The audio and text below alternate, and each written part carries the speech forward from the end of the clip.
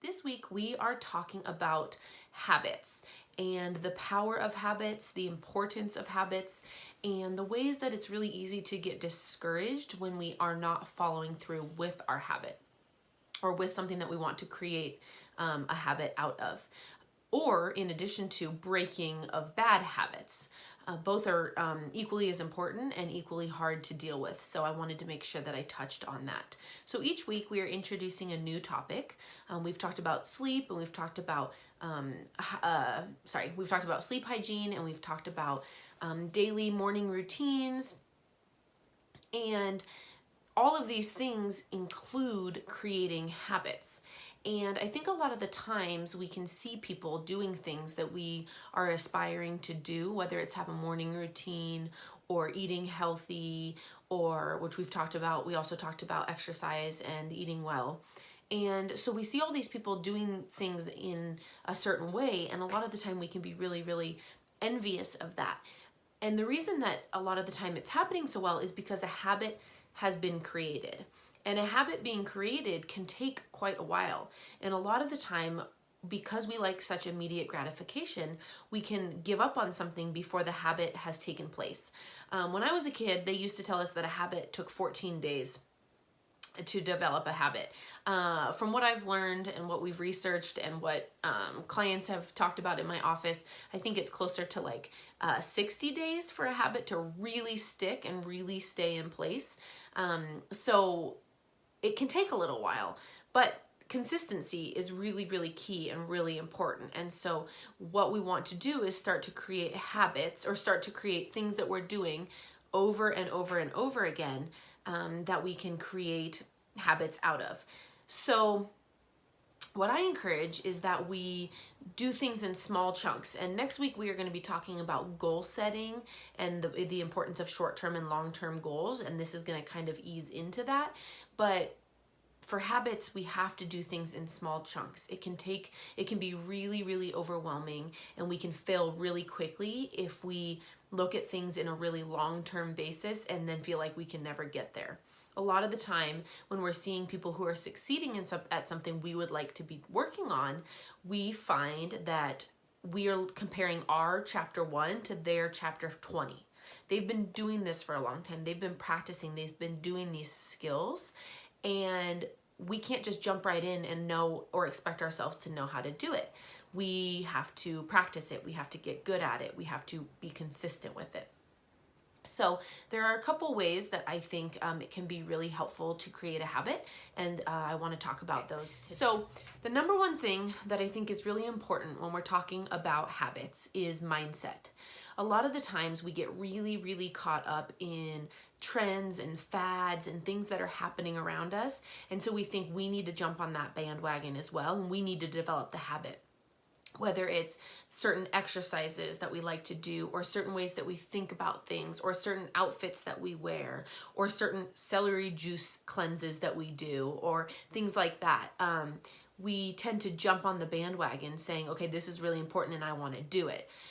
But then we get a week into it and we hate it, or we can't stick to it, or it doesn't fit into our routine, or it's not something that really vibes with our personality. And so now we've tried to create this habit around something that we aren't really passionate about, or that we don't have our mindset around the success of it. And then therefore we don't thrive and we don't do well. And when we don't do well, then we tend to have a negative association with it. And then we just think, okay, I'm never going to be able to do that. I'm not good at habits. I'm not good at sticking to something. But one, you're not sticking to something because it's not something you're super passionate about. And two, the mindset that you have going into it is also not very committed to it. And so when you have a negative mindset, you're not going to be able to stick to it.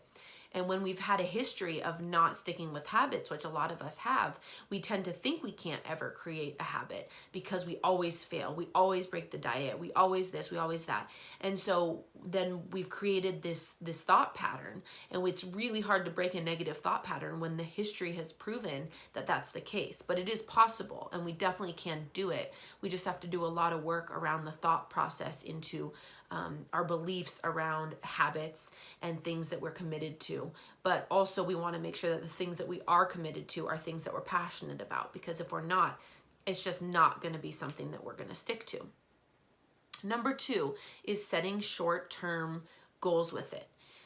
It's really hard to say, okay, I'm gonna not eat sugar, or I'm gonna not do this, or I'm gonna exercise this way for 60 days straight so I can create this habit. That's just not tangible.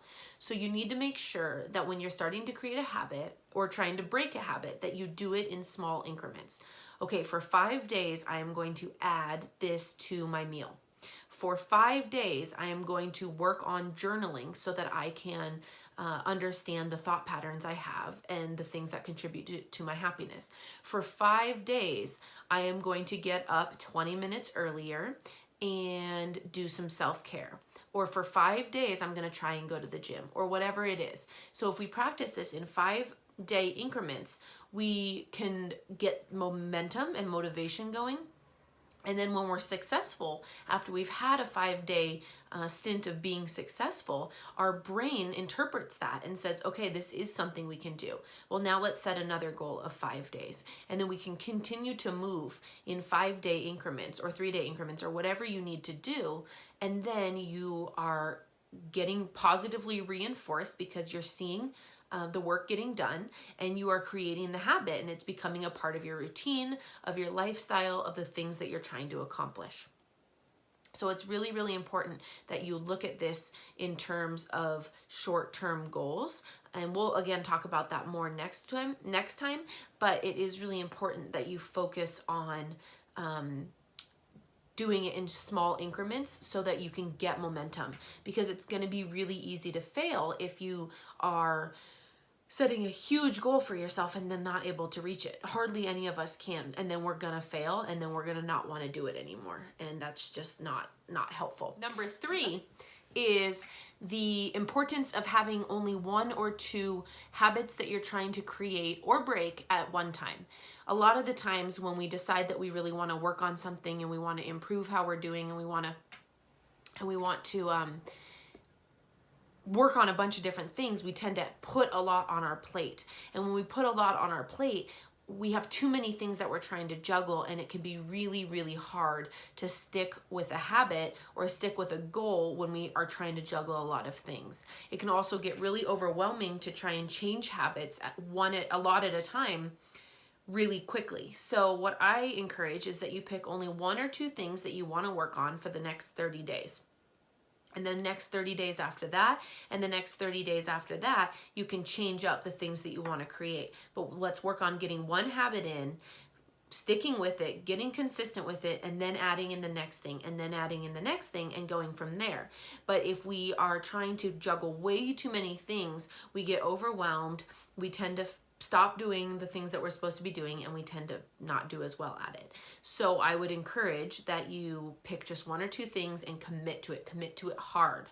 Get as many systems in place to make sure that you can succeed at what you're trying to accomplish, and then give yourself a break and then pick the next thing after that habit has been implemented.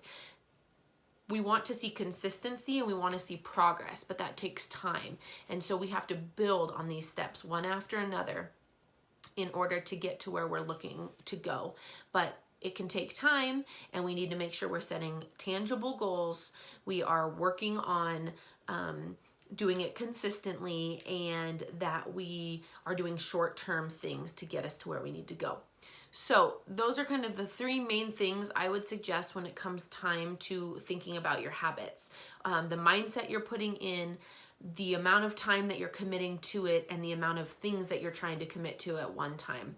When we are focusing on our mental health, and we've talked about all of these different physical things that contribute to the benefits and the progression of our mental health, that also means the things that we're trying to do to feel better just in general. And so in terms of feeling better with our mental health, a lot of the times we want to throw a bunch of coping skills at it. We want to come up with all these ways and shift our mindset and shift our attitudes and shift what we eat and shift what we do. And we're trying to do too many things at one time, and they're not going to stick. So we really want to make sure that we are tracking our progress, paying attention to things that make us feel good, and building on each other so that we can feel better over all and over a long period of time. And that is why I've structured this in such a way that we can do step after step after step on top of each other, and we can continue to build on them as we introduce new things, because then we will be consistently building and hopefully over time feeling better. And so that's a little bit about why I'm doing it this way and why I think it's so important to address all of these different things, but in stages as we go.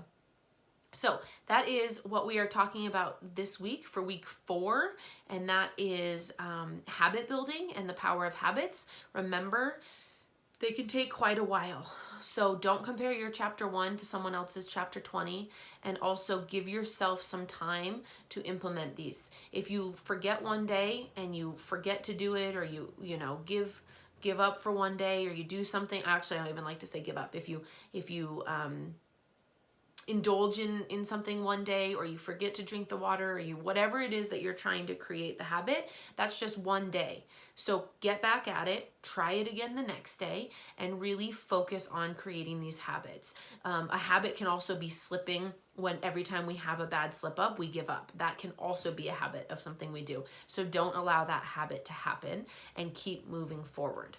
I will check back in with you guys. Please make sure you subscribe to my channel. Comment down below if there's any questions you have or anything that you'd like me to talk about.